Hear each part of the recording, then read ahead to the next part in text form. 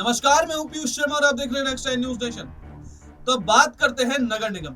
तो देखिए, नगर निगम का परिसीमन हो चुका है, यानी कि दिल्ली चुनाव आयोग ने दिल्ली एमसीडी के जितने भी वोट बने थे, 250 वोट बने थे, पहले 272 थे, उनको घटाकर 250 वोट बना दिए। उनका परिसीमन पूरा हो चुका है। पहले आम आदमी पार्टी बोल रही थी कि जो गृह मंत्रालय है, यानी कि अमित शाह जो है, वो परिसीमन नहीं कराना चाहते। अब परिसीमन हो गया है, तो उस परिसीमन को आम आदमी पार्टी जो है वो गलत ठहरा रही है। बोल रही है कि जो परिसीमन है बीजेपी ने अपने मुताबिक करा है, यानी कि एमसीडी वोट को अपने मुताबिक, जहां जहां पर उनका स्ट्रॉन्ग वोट है वहां पर देखिए जो एमसीडी वोट उन्होंने बनाए हैं उनको मर्ज कर दिया है, ताकि उनके वोट ज्यादा पड़ सके। अब इसका आरोप लगा दिया है, और भी देखिए काफी सारे आरोप लगाए हैं, और इलेक्शन कमीशन को सुझाव भी दिए हैं कि आपको कैसे परिसीमन करना चाहिए था। आज इस रिपोर्ट में आपको यही बताएंगे कि कैसे दिल्ली नगर निगम के चुनावों के ऊपर राजनीति कर रही है आम आदमी पार्टी और बीजेपी, दोनों ही पार्टियां। आज आपको इस रिपोर्ट में बताएंगे कि दिल्ली एमसीडी के चुनाव कब हो सकते हैं, और इनको कराने के लिए आम आदमी पार्टी कोर्ट में भी जा रही है। देखिए हमारी एक खास रिपोर्ट।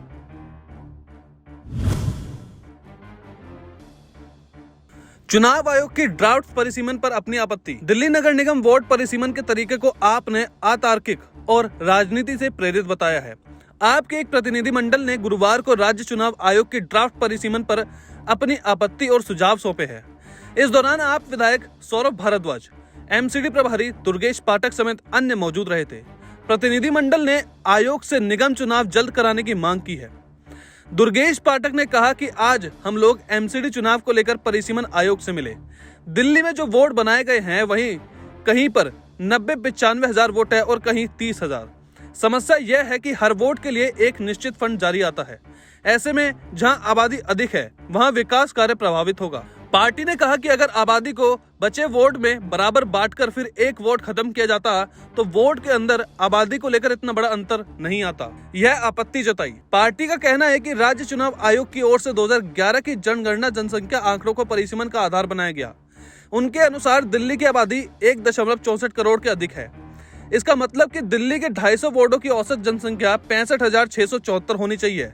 वर्तमान परिसीमन मसौदे ने असमानता की स्थिति पैदा कर दी है, जिसमें वार्डों की जनसंख्या उसके क्षेत्रफल के अंतर है।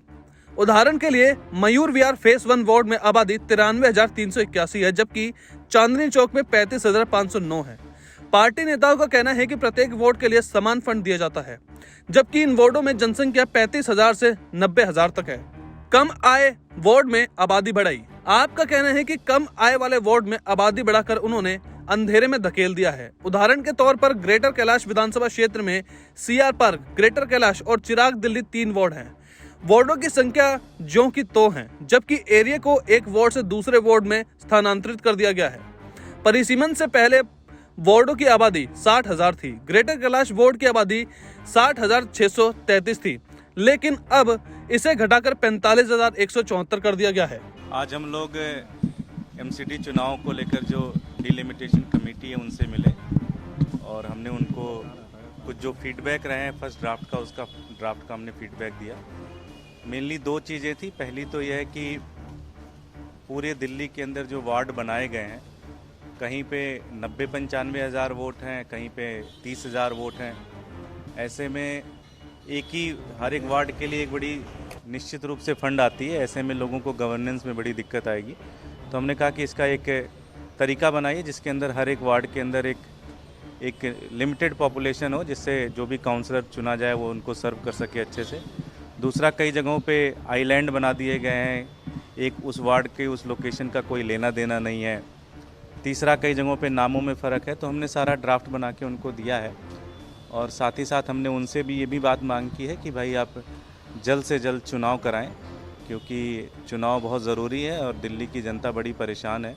भारतीय जनता पार्टी ने पूरी दिल्ली के अंदर कूड़ा कर रखा है। जहाँ भी जाओ आप, हर गली के अंदर कूड़ा है। लोग चाहते हैं कि इस भारतीय जनता पार्टी की जो भ्रष्टाचारी शासन है उससे आज़ादी चाहते हैं। तो हमने उनसे मांग की कि आप जल्द से जल्द चुनाव कराएं दिल्ली के अंदर। ये डॉक्यूमेंट भारतीय जनता पार्टी की एमसीडी की ऑफिशियल डॉक्यूमेंट है, और ये डॉक्यूमेंट निकल के आया है।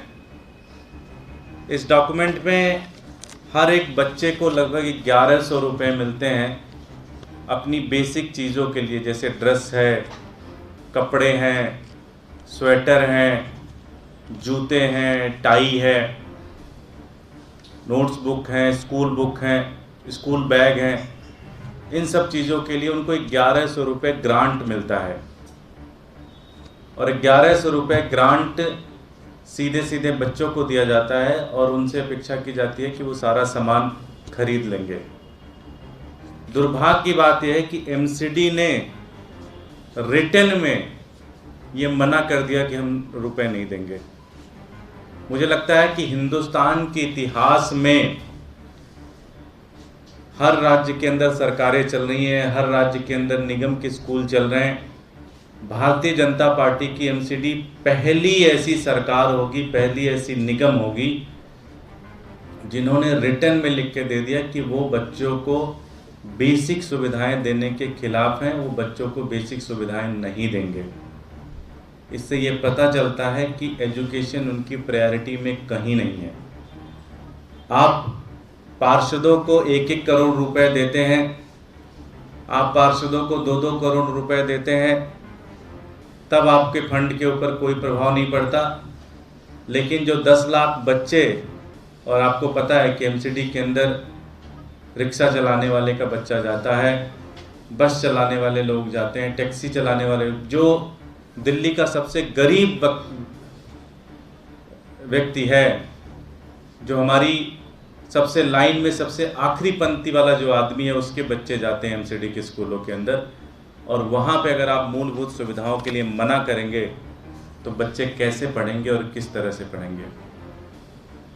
भारतीय जनता पार्टी ने कहा था कि तीनों निगम अब एक हो गए, अब ना कोई फंड की दिक्कत आएगी, ना किसी तरह की समस्या आएगी, ना किसी तरह की कोई प्रॉब्लम आएगी। अब शिक्षा भी अच्छे से चलेगी, तनख्वाह भी बड़े अच्छे से मिलेगी, डेवलपमेंट का भी काम एमसीडी बड़ा सही करेगी। तो मैं पूछना चाहता हूँ भारतीय जनता पार्टी से, तो अब तो लगभग 6 महीने से ऊपर हो गए, इस तरह की दुर्भावना क्यों कर रहे हैं आप? और जब सर्व शिक्षा अभियान के तहत 70% सैलरी जो है वो दिल्ली सरकार देती है और 30% सैलरी जो है वो सेंट्रल गवर्नमेंट देती है, एमसीडी को तो सैलरी भी नहीं देना है, उसके बाद भी एमसीडी जो है वो बेसिक सुविधाएं बच्चों को नहीं दे रही है। ये बड़ा खतरनाक है, बहुत गलत है। 10 लाख बच्चों की ज़िंदगी के साथ भारतीय जनता पार्टी खेल रही है। आम आदमी पार्टी इसका विरोध करती है और हम मांग करते हैं भारतीय जनता पार्टी से कि जो आपने इतना सब कुछ गड़बड़ किया है एमसीडी के अंदर, मेरी आपसे निवेदन है कि सबसे पहला काम करना है वो है बच्चों को आपकी जो पैसे मिलते हैं जिससे उनकी पढ़ाई ठीक से चले, सबसे टॉप प्रायोरिटी होनी चाहिए। अगर दिल्ली सरकार अपनी बजट का 25% एजुकेशन पे खर्च कर सकती है तो एमसीडी को तो ये काम करना ही चाहिए, करना ही चाहिए। आम आदमी पार्टी मांग करती है कि एमसीडी के जो 10 लाख बच्चे हैं उनको तुरंत पोशाक के लिए, बेसिक चीज़ों के लिए। बीजेपी से आजादी चाहती है जनता।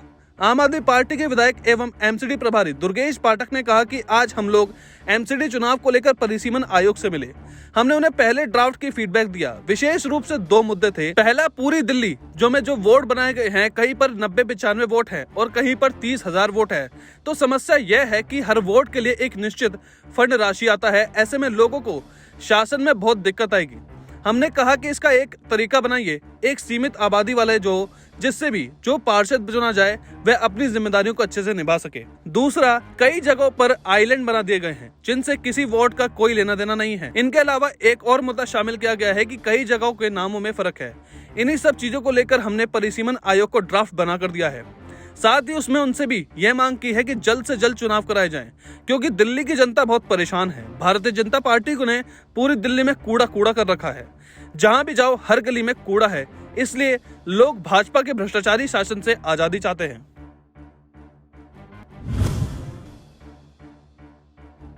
तो फिलहाल नगर निगम में इतना ही। आप देखते रहिए नेक्स्ट टाइम न्यूज़ नेशन।